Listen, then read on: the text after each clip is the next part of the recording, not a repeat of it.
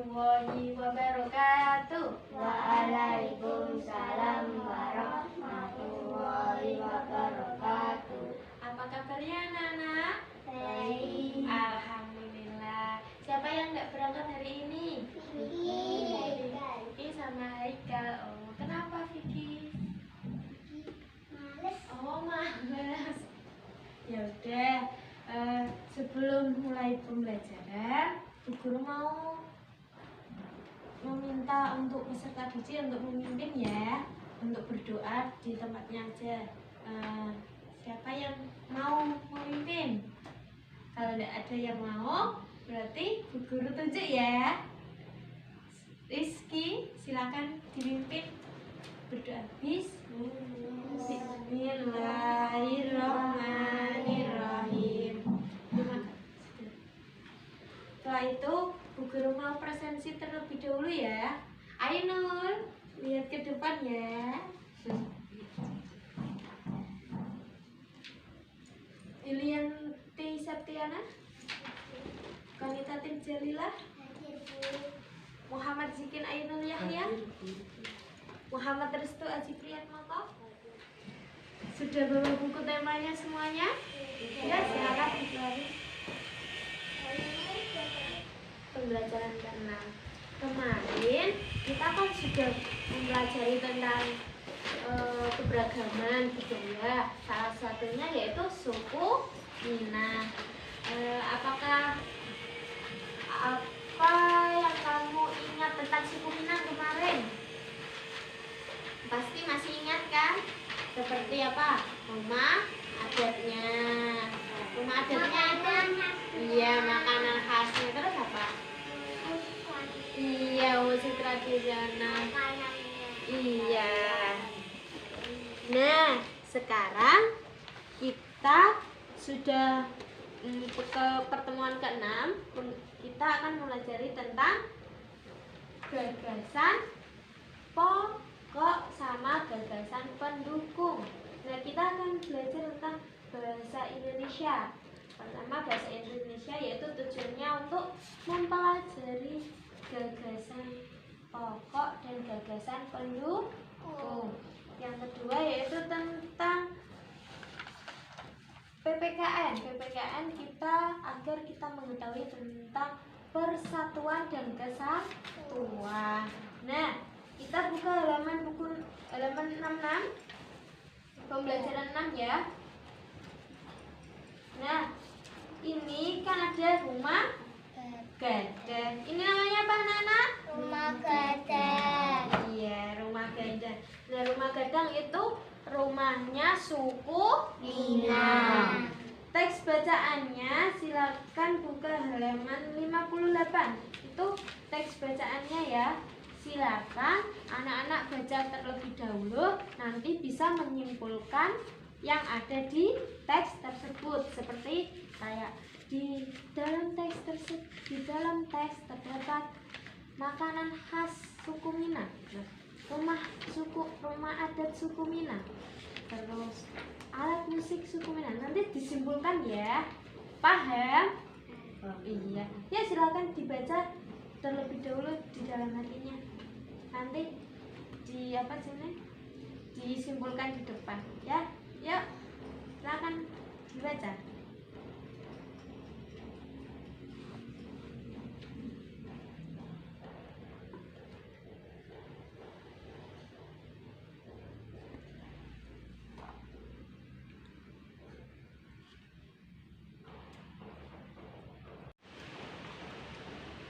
Sudah selesai membacanya? Sudah. Nah, Bu Guru mempunyai sebuah pertanyaan. Nanti siapa yang mau menjawab angkat tangan. Nanti dinilai untuk keaktifannya ya. Kalau ada yang ingin menjawab, angkat tangan ya. Saya Bu. Gitu. Kalian kan sudah membaca semuanya. Suku Minang itu dari mana? Provinsi mana? Ayo, siapa yang ingin menjawab? Iya, dari Sumatera. Iya, benar, Sumatera Barat. Terus makanan khasnya suku Minang apa? Siapa yang ingin menjawab? Makanan khasnya? makanan khas suku Minang? Ayo, apa? Rendang. Iya, rendang. Alat musik dari suku Minang. Ayo, angkat tangan. Enggak apa-apa. Ayo. Alat musik. Ayo, angkat tangan dulu. Sayap. Apa? Palembang. Iya, talempong. Kenapa kok yang lain enggak mau angkat tangan? Masa Tatin terus? Ayo, yang lainnya. Tadi Tatin sudah menjawab 3, masa yang lainnya kalah? Ayo. Ini ya, selanjutnya. Rumah adat suku Minang bernama rumah. Godong. Iya. Aji, kalau menjawab harus angkat tangan. Nah, terus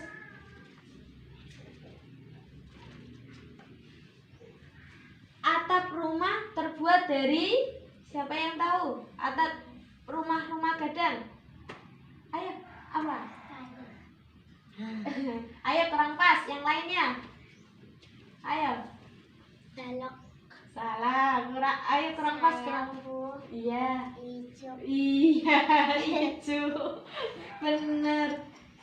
Terus legenda suku Minang yang terkenal apa? Angkatin. Maling Kunda. Iya, Maling Kunda. Dan setelah itu tadi apa? Pertama, Ayo Nur, perhatikan Bu Guru ya. Ya. Terus ayo. Suku Minang dari provinsi Sumatera Barat. Terus setelah itu legenda yang terkenal dari suku Minang, Malin Kundang. Malin Kundang itu menceritakan tentang anak muda yang durhaka sama orang tuanya. Dia terkutuk menjadi batu. Itu legenda Malin Kundang. Nah, setelah itu rumah adat, khas rumah adatnya suku Minang, rumah gadang. Iya, atapnya terbuat dari ijo. Pasti kalian tahu ijo itu apa? Ijo itu seperti, nah, ijo itu seperti sapu ijo. Yang dibuat sapu itu namanya ijo.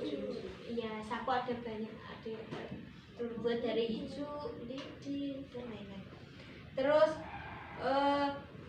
musik khas Minang yaitu apa? Talempong, ya, talempong dan salung. Wah. Terus makanan khasnya.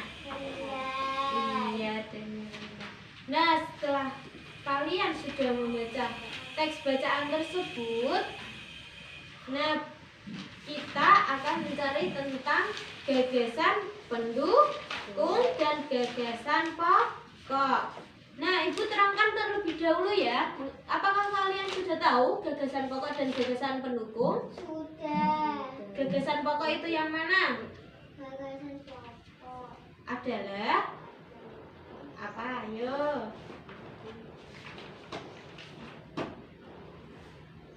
Ayo, siapa yang mau menjawab? Gagasan utama adalah, iya, gagasan pokok ditulis apa? Ini ya, simak Bu Guru nerangkan ya. Gagasan utama atau gagasan pokok merupakan pernyataan yang menjadi inti dari sebuah pembahasan. Dengan bahasa lain, gagasan utama merupakan gagasan yang menjadi dasar dari pengembangan sebuah paragraf. Nah, biasanya gagasan utama atau gagasan pokok terletak pada kalimat utama. Iya, kalimat utama yang terletak pada awal dan akhir paragraf. Namun, ada juga paragraf yang gagasan utamanya terletak di awal dan di akhir sekaligus.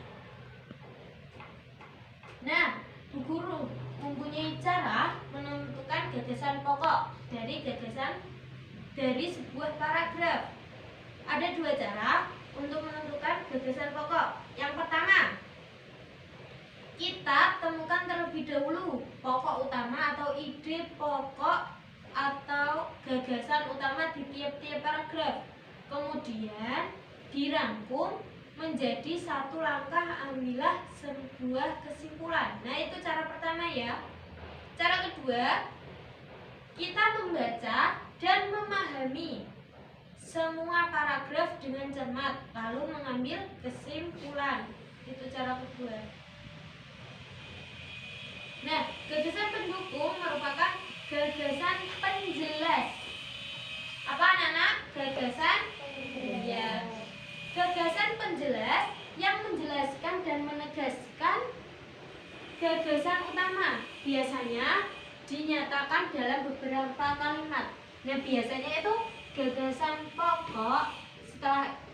Pertama kan gagasan pokok, setelah itu gagasan pendukung. Nah, biasanya itu gagasan pendukung itu setelah gagasan pokok. Biasanya gagasan pendukung itu banyak.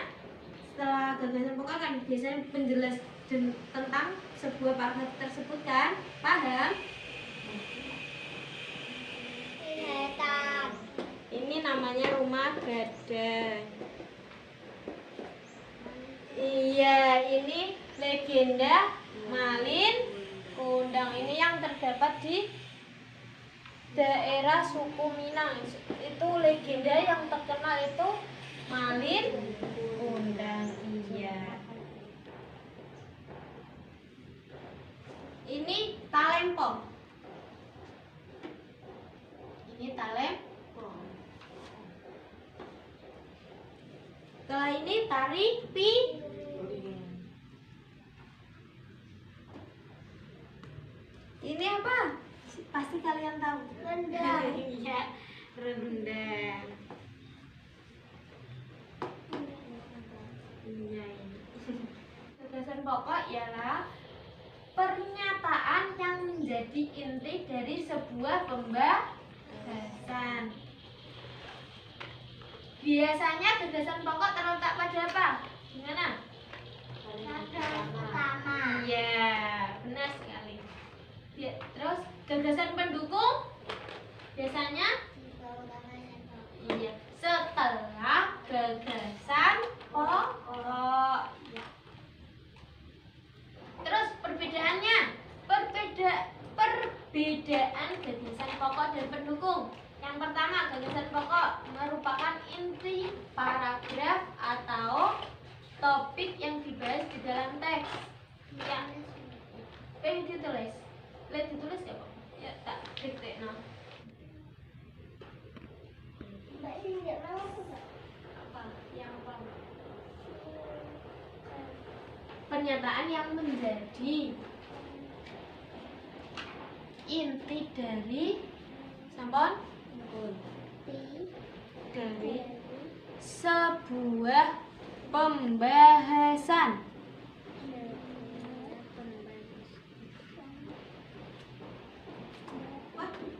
Gagasan pendukung adalah gagasan penjelas. Ayo tulis.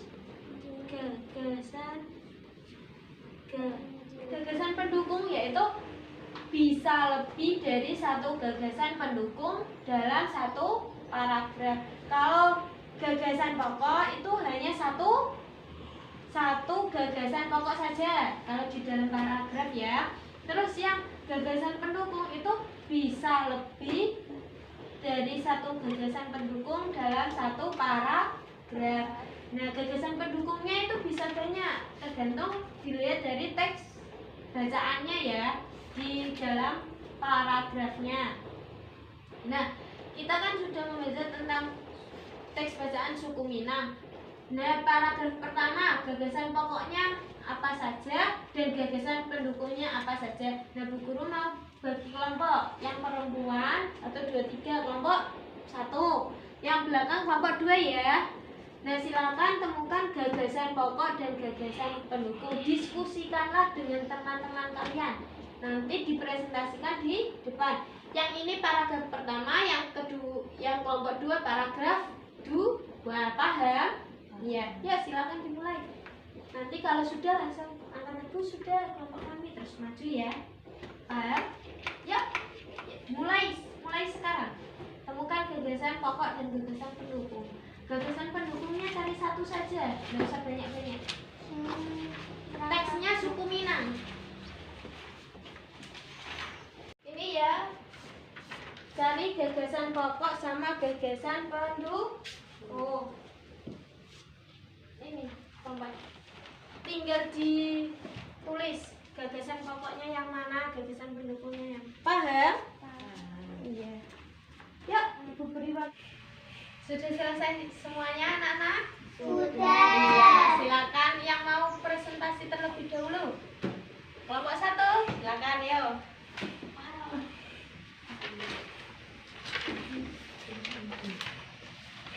Ayo, yang lainnya maju kelompok 1. Dipresentasikan di depan. Mana gagasan pokoknya dan mana gagasan pendukungnya. Ayo.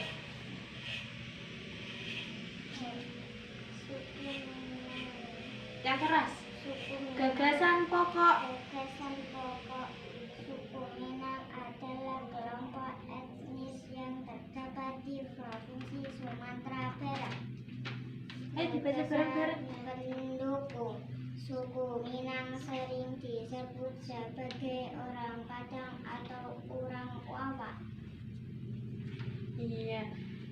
Yang gagasan pokoknya ialah suku Minang adalah kelompok etnis yang terdapat di Provinsi Sumatera Barat. Nah, itu gagasan yang pokok. Nah, gagasan pendukungnya yaitu suku Minang sering disebut sebagai orang Padang atau orang Awak. Bahasa daerah suku Minang adalah bahasa Minang. Nah, itu gagasan pendukung. Ya, tepuk tangan buat mereka. Ya, silakan kembali. Ya, kelompok 2, paragraf 2. Yang mana gagasan pokoknya dan mana gagasan pendukungnya? Dibaca bersama-sama ya. Gagasan pokok mengenai rumah adat yang sangat khas yang disebut rumah gadang. Gagasan pendukung, rumah gadang ini terbuat dari kayu dan mempunyai bentuk dasar seperti balok. Iya, benar sekali gagasan pokoknya. Kelompok 2 sudah benar dalam menunjukkan gagasan pokok dan gagasan pendukung. Nah, silakan kembali ke tempat. Tepuk tangan buat mereka. Loh, tepuk tangan buat mereka enggak. Nah, setelah mengetahui tentang gagasan pokok dan gagasan pendukung, Bu Guru mempunyai sebuah cerita. Nanti silakan disimak dan disimpulkan ya, cerita apa ini ya. Paham? Iya. Dengarkan ya. Dengarkan. Alkisah. Ini cerita tentang persatuan. Alkisah, di sebuah kerajaan yang makmur, raja dicintai rakyatnya karena memerintah dengan bijaksana, sehingga rakyat hidup aman dan sejahtera. Raja mempunyai banyak putra dan putri, namun sayang, sejak kecil mereka tidak pernah akur. Dari bertengkar mulut hingga beradu fisik sering terjadi di antara mereka. Raja sangat gelisah dan tidak tenang memikirkan ketidakakuran anak-anaknya. Bila tercerai-berai karena tidak akur, bagaimana jika harus bertempur melawan musuh? Begitu pikir sang raja. Berbagai upaya telah dilakukan untuk memberi pengertian kepada anak-anaknya agar jangan hanya memikirkan diri sendiri.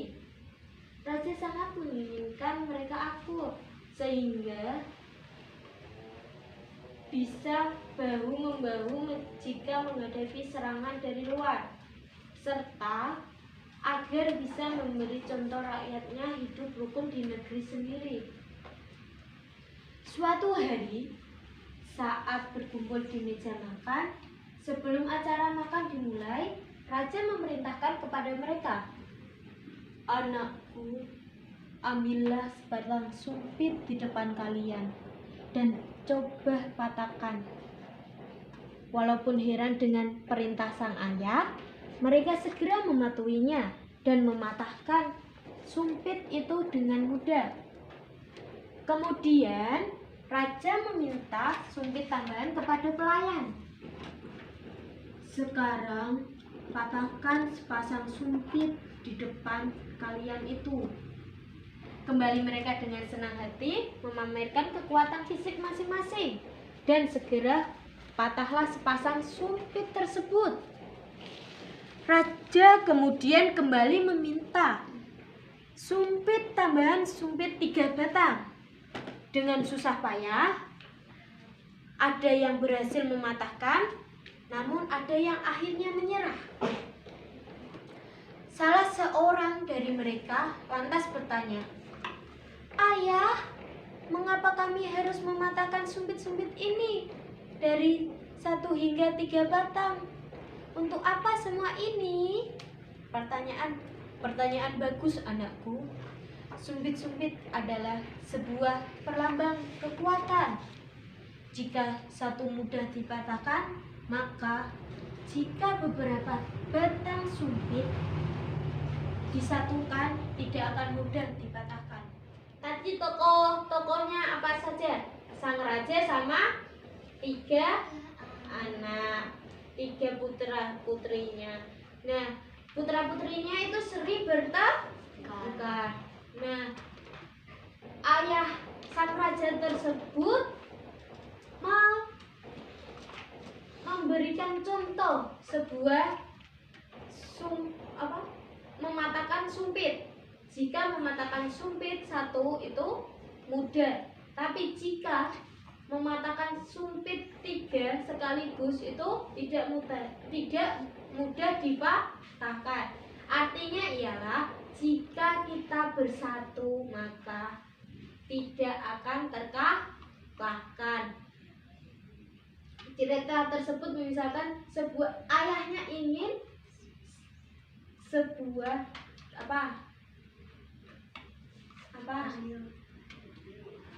bersatu, biar anak-anaknya itu bersatu, biar tidak bertengkar satu sama lain. Nah, kita ambil hikmahnya. Jadi jika kita bekerja sama, jika kita melakukan kegiatan kayak seperti kerja bakti, itu kita harus gotong royong. Nah, itu maksudnya ialah kisah tersebut mengisahkan tentang persatuan dan kesatuan, biar anaknya itu bersatu dengan putra-putranya yang lain, biar tidak bertengkar. Kalau bertengkar nanti musuh akan menyerang kerajaannya nanti bisa kalah. Tapi jika putra-putrinya itu bersatu, maka kerajaannya pasti akan semakin kuat. Ayo, kepalanya jangan taruh meja. Bu Guru mempunyai Bu Guru mempunyai gambar kegiatan yang mencerminkan sebuah persatuan dan kesatuan di sekolah. Nah, ini apa? Pasti tidak asing dengan gambar ini ya. Kemarin kan sudah lihat apa? Yuk. Ini belajar kelompok di sekolah. Nah, ini itu belajar kelompok di sekolah. Ini sebuah mencerminkan sebuah persatuan dan kesatuan. Nah, itu. Ini apa? Pasti sudah tahu. Iya, upacara bendera. Ini sikap yang mencerminkan sebuah kesatuan dan persatuan. Ini apalagi? Siapa yang tahu? Kelas. Iya. Siapa yang sudah pernah melakukan ini? Iya, semuanya. kalian apa? Membersihkan, nyapu. Iya, menyapu. Terus iya. Mengepel lantai? Iya. Terus ini apa? Sudah. Iya, biasanya setiap hari apa kalian kerja bakti di sekolah? Jumat. Terus ini apa? Senam bersama. Sudah pernah senam? Iya. Senam apa? Senam. Biasanya dilakukan di hari apa? Kalau senam di sekolah? Jumat juga. Iya. Tadi apa? Pertama apa yang mencerminkan sebuah persatuan dan kesatuan? Belajar kelompok. Ayo, kepalanya jangan gitu. Terus yang kedua apa? Iya, kerja bakti. Terus piket kelas, senam, terus apa? Yang satu? Upacara. Iya, upacara bendera.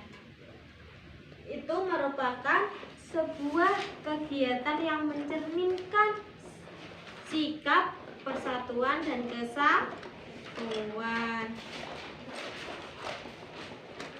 Nah, sudah selesai. Di akhir pembelajaran maka Bu Guru mempunyai lembar kerja agar dikerjakan anak-anak ya. Kalian bisa membuat rencana. Ayo tadi rencana kegiatan yang mencerminkan sikap persatuan dan kesatuan di sekolah. Paham? Iya.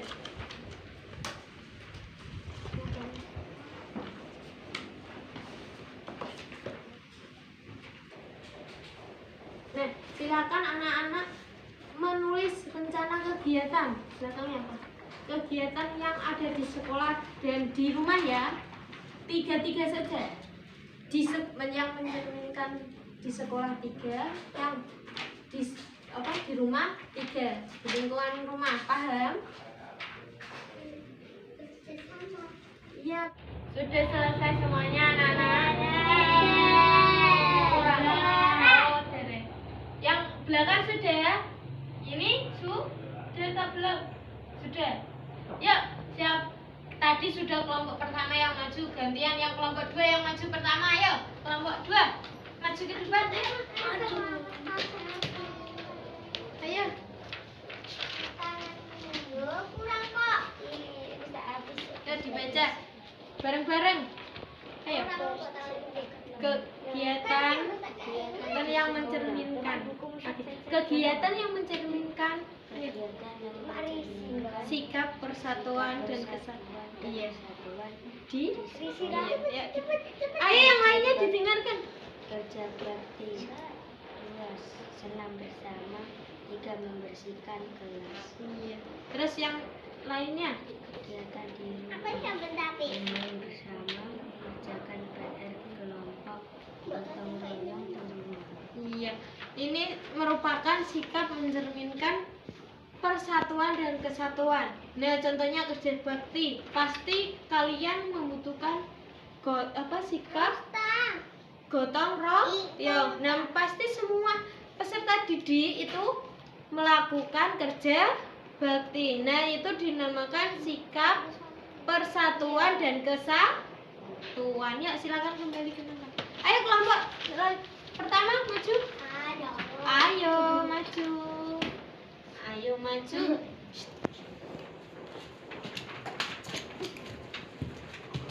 Ya, dibaca yang keras. Sikap yang mencerminkan persatuan dan kesatuan. Mencerminkan persatuan dan kesatuan Di sekolah. 1. Upacara bendera. 2. Piket kelas. 3. Senam bersama. Kerja bakti di rumah. Menyapu di rumah. Kerja bakti membersihkan selokan, kerja bakti di lingkungan masyarakat. Nah, ini yang kerja bakti di lingkungan masyarakat berarti masyarakatnya semuanya itu ikut serta dalam kerja bakti. Nah, itu mencerminkan sikap persatuan dan kesatuan di lingkungan rumah. Ya, silakan kembali ke tempat-tempat tangan bareng.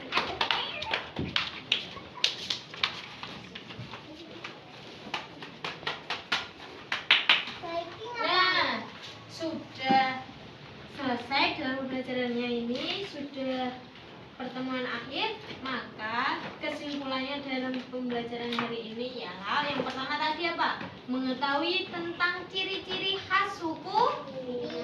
Terus yang kedua, kita bisa mengetahui apa saja yang dengarkan Bu Guru, apa saja yang terdapat di suku Minang. Nah, tadi apa? Rumah adatnya, rumah gadang. Alat musiknya apa? Talempong. Terus legenda yang iya, terus setelah itu makanan khasnya apa? Iya, rendang. Setelah iya malin. Iya. Setelah itu kita mengetahui tentang gagasan pokok dan gagasan pendukung. Kita bisa mengetahui tentang perbedaan gagasan pokok dan pendukung. Nah, setelah itu kita mempelajari tentang sikap yang mencerminkan persatuan dan kesatuan. Ayo lihat, dengarkan dulu. Terus tadi ada sebuah kisah yang mencerminkan bapaknya itu menginginkan anaknya itu bersatu, tidak boleh bertengkar satu sama lain. Nah, terus sikap yang mencerminkan kesatuan dan persatuan di sekolah itu seperti kerja bakti. Terus apa lagi? Upacara bendera. Sudah pernah bertugas upacara bendera? Oh, belum pernah. Iya. Tidak apa-apa, nanti lain kali bisa ikut serta dalam upacara bendera. Alhamdulillahirabbil alamin. Nah, sudah selesai. Silakan diberesi terlebih dahulu. Iya, diberesi terlebih dahulu. Bu Guru mau kasih reward terakhir. Iya. Alhamdulillah sudah selesai dalam pembelajarannya. Nah, tadi sudah silakan dipimpin oleh Yuli untuk berdoa. Ya. Ayo berdoa bersama-sama di Bismillah. Tangannya yang bagus kalau berdoa. Kakinya. Wal asri innal insana lafi khusrin illal ladzina amanu wa amilus sholihati wa tawassaw bil haqqi wa tawassaw bis sabr. Alhamdulillahirabbil alamin. Bila ada salah kata, mohon maaf. Wassalamualaikum warahmatullahi wabarakatuh. Waalaikumsalam warahmatullahi wabarakatuh. Terima kasih. Yuk, mulai.